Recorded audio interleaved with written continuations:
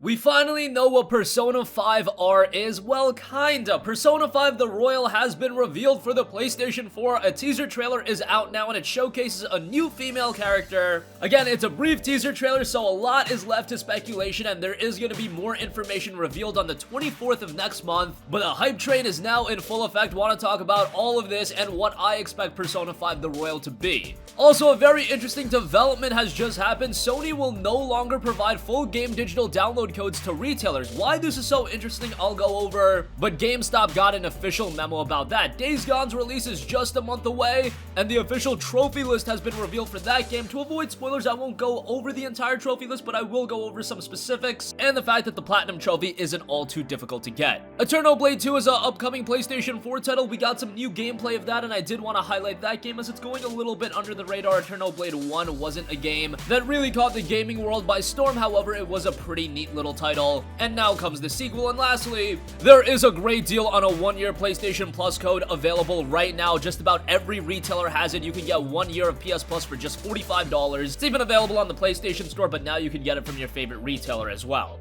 More on that at the end of this video. First up, Persona 5 The Royal has been confirmed. Everyone was speculating what is P5R. I think the majority were in agreement saying that it's gonna be something like Persona 3 FES or Persona 4 Golden, in that it's an extension of Persona 5, but now we've got Persona 5 The Royal, and it showcases a brand new female character. According to a translation of the trailer by Gamatsu, the character says this, quote, "I think helping people is a wonderful thing, but if I had to say I don't like them, I don't think the Phantom Thieves' methods will make the world a better place or help anyone. In the end, I feel like you can only solve that yourself. Considering Phantom Thieves are the ones that are pushing the Persona 5 story forward, the female character sounds like more of an antagonist to the story. At least the speech is suggesting so. If it's the story of Persona 5 through the lens of a different character, that could be pretty interesting. I don't know if they want to redo the entire game like that. That sounds like quite a hefty feat. And it has been announced for the PlayStation 4. And I was saying, because we are in this new era of gaming where digital gaming is possible, we have DLC and things like that, it's not gonna be like the PlayStation 2 days where if you bought Persona 3, you had to go out and buy Persona 3 FES 2. I would hope that Persona 5 The Royal is also released as an expansion to those that already own Persona 5, maybe at a discounted price. I'm sure they'll release a standalone version. Maybe that includes the base game and Royal, or who knows, this could be an entirely different game altogether. It's a lot of speculation at this point.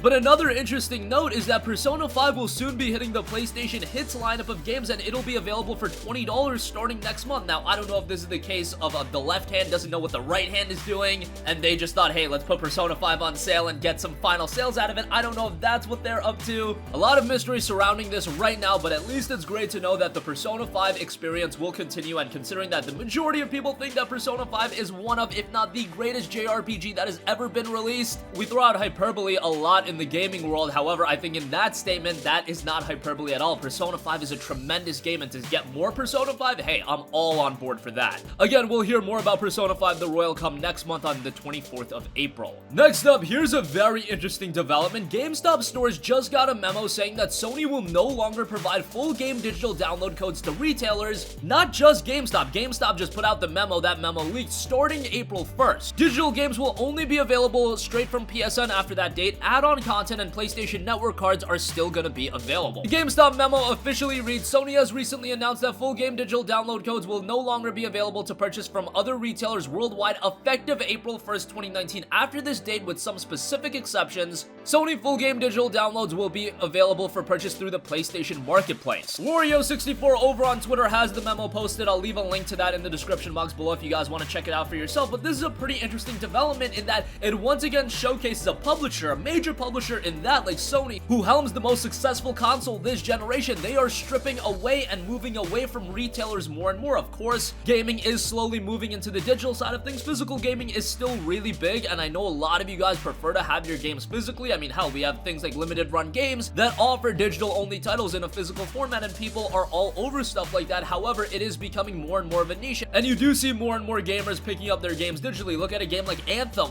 By all accounts, that game did pretty well digitally, but but physically the numbers were pretty weak, and we're seeing that more with games, and I think this is another step in that direction. However, Sony is still gonna offer PSN network cards, so that's something to note, but it's another step in the destination of where I think gaming will eventually go, not anytime soon, considering gaming, yes, it's an entertainment medium just like music, movies, and TV. However, it's a little bit different in that they are these massive downloads and not everybody can manage that, but I do think at some point gaming is gonna be more and more the digital route. Now, whether that opens the floodgates to streaming being available to anyone, I think that's a future long away, and I don't think we have to worry about that right now, but I did find this rather interesting and I wanted to let you guys know about it. Moving on from that, one of the biggest PlayStation 4 exclusives of the year will be released in just a month, a little over a month, on April 26th, and of course that is Days Gone, coming from Sony Bend Studio. It seems like anticipation for Days Gone is really starting to build up, and I think coming out of PAX East next week, I think the anticipation is going to go through the roof because Sony is putting all of their promotional muscle on that game,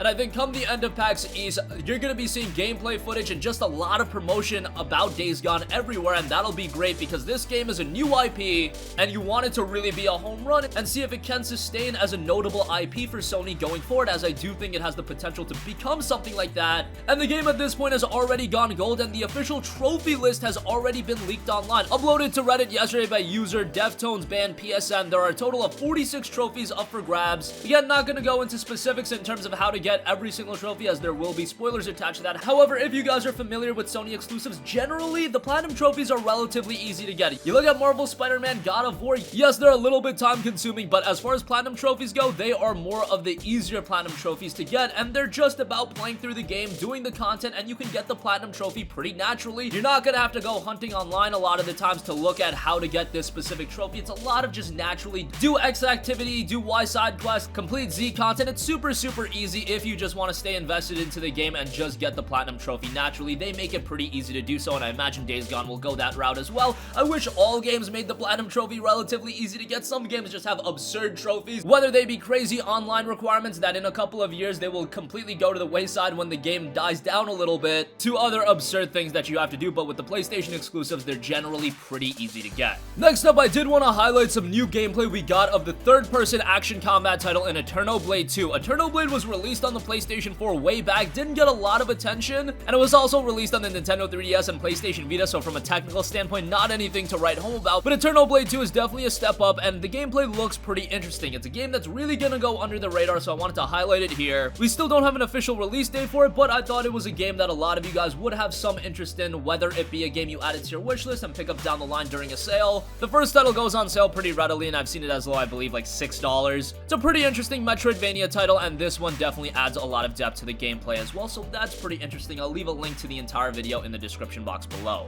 And lastly, for those of you looking to re-up your PlayStation Plus subscription ahead of the April games being revealed, yeah, it's almost April and those games are gonna come out soon, you can currently get a 1-year PlayStation Plus code for $44.99 on just about every retailer and the US PlayStation Store. Amazon's got it, Best Buy's got it, GameStop's got it, Walmart's got it, so if you have a gift card or something like that, you can get it at your retailer of choice. $45 essentially makes each month about $3 and change, just under $4 actually. And hey, considering the PlayStation Plus offerings every month seem to be a little bit of a disappointment to you guys if you're paying just under $4 a month versus, say, paying $60 a year, which works out to $5 a month, or God forbid if you're going month to month and paying $10 a month, please don't do that. Just get a year for $45, or ideally you'd want to re-up every Black Friday and it's available for around $40 then, and then you're really making out like a bandit. And if you just find a couple of the Plus games every year interesting, you usually make your money back. I don't agree with the notion of us having to pay to play online, but that is the world we live in right now, and at the very least you should get Plus a little bit cheaper than what it typically goes for. And that's gonna conclude this video. Again, Persona 5 The Royal has been revealed for the PlayStation 4. The teaser shows a brand new female character. What is it exactly? Whether it be a new game, an expansion, I don't really know, but count me in being super excited. More Persona 5 is definitely a good thing. Sony will no longer provide full game digital download codes to retailers starting April 1st. Days Gone's trophy list has been leaked, and it looks like the Platinum Trophy is gonna be relatively easy to get. Aeternoblade 2 got new third-person combat gameplay, and again, re-up to PlayStation Plus, just $45 for a year subscription. That's pretty freaking good. That's gonna conclude this video. Sound off with all of your thoughts in the comment section down below. Thank you for watching, and goodbye. Hey guys, we hope you enjoyed the video, and if you did, make sure to hit the subscribe button, and if you're already subscribed, do us a favor and hit the bell icon. This way you'll be notified whenever we post a new video. That's the best way to keep up with all of our uploads, and we usually try to upload 2 videos a day. And with the bell icon hit, you'll be notified whenever we do upload a video. As always, thanks for watching.